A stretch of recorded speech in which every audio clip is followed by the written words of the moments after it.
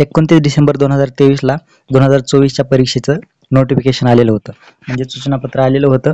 कुठले तर राज्यसेवा पूर्व परीक्षा व नागरी सेवा पूर्व संयुक्त पूर्व परीक्षेची ॲड होती ती, पण ती ॲड येऊन जवळपास 6 महिने 7 महिने उलटून गेले तरी अजून परीक्षा झालेली नाही.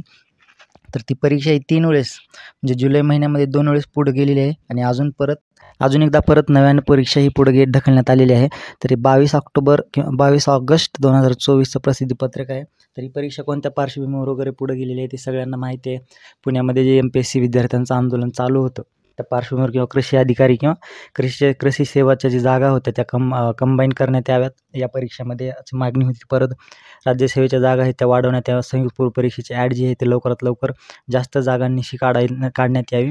अशा पद्धतीनं MPSC उमेदवारांचं पुण्यामध्ये आंदोलन चालू होतं. या पार्श्वभूमीवर या परीक्षा त्याच दिवशी IBPSची परीक्षाही येत होती, म्हणजेच IBPS आणि राज्यसेवा पूर्व परीक्षा हे दोन्ही परीक्षा एकाच दिवशी येत होत्या.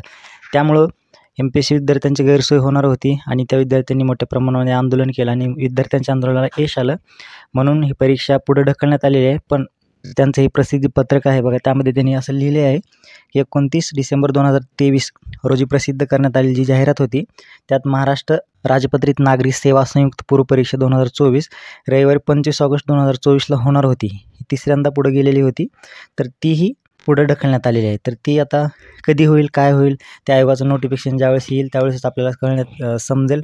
तोपर्यंत आपण आयोगाच्या निर्णयाची वाट बघूयात आणि आपला अभ्यास आपण आहे तसा चालू ठेवूयात. अभ्यासामध्ये कुठलीच कसर न करता अभ्यासात सातत्य ठेवा. येणारं काळ तुमचंच आहे, यश तुमचंच आहे. चॅनलवर पहिल्यांदा आला असेल तर सबस्क्राईब करा, आपल्या मित्रांना शेअर करा, हा व्हिडिओ लाईक करा. धन्यवाद.